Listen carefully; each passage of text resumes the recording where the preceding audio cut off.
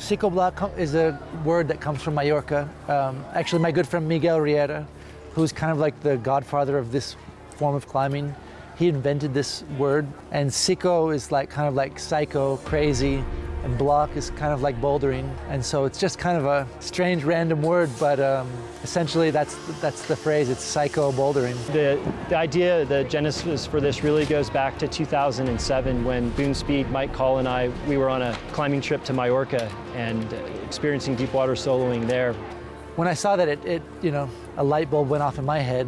And after one that we think, how is possible to take these people to Mallorca to see is impossible. That is impossible. And we think maybe it's easier take the sea cliffs and go to the city.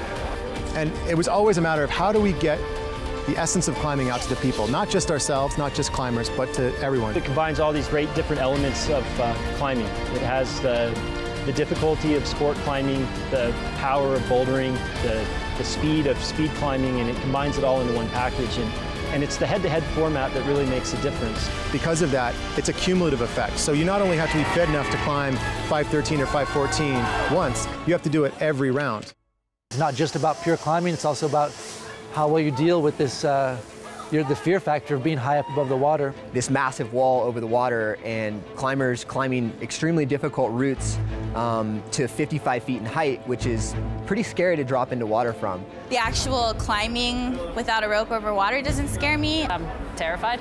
I just think anybody who says they're not scared is probably lying a little bit. Deep water soloing seems a little crazy. I think everyone's excited, also a little bit nervous because it's obviously a scary drop.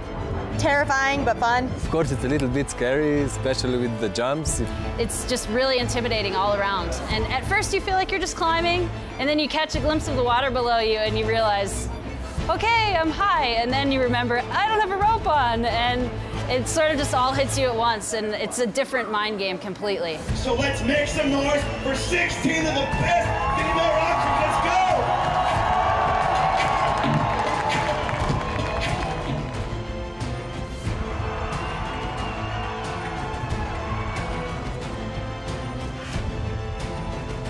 When I was going against Alex Puccio, I think we finished like half a second apart. It was so close. I could see her out of the corner of my eye. We like kept glancing over each other. We were neck and neck the whole time. It was crazy.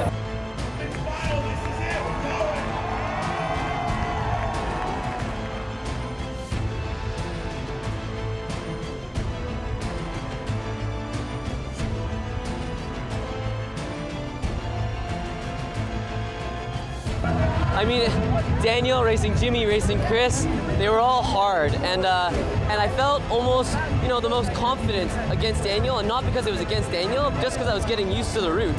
I knew I wasn't going to fall on the bottom. I was probably going to do it. I knew Daniel was going to do it as well, so it all came down to, you know, who could just be a little bit faster, who could just, you know, do those moves a little bit more efficiently.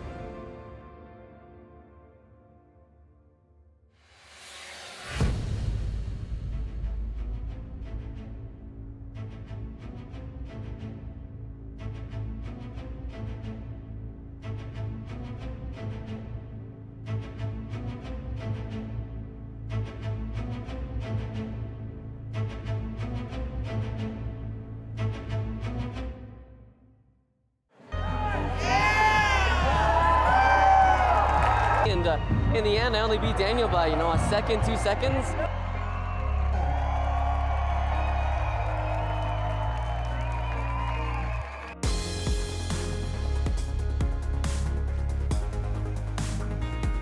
It's really different, but I mean, I love it. And this year, the route setters just nailed it.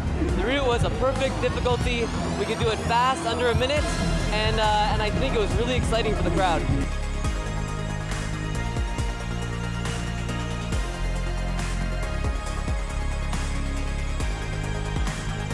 I think it's a great thing for competitive climbing. It's great exposure for the sport. It's exciting to watch, you know, and it's fun to compete in. It gets all the athletes psyched, it gets the crowd psyched. I think it's a good thing. I think we all made history tonight.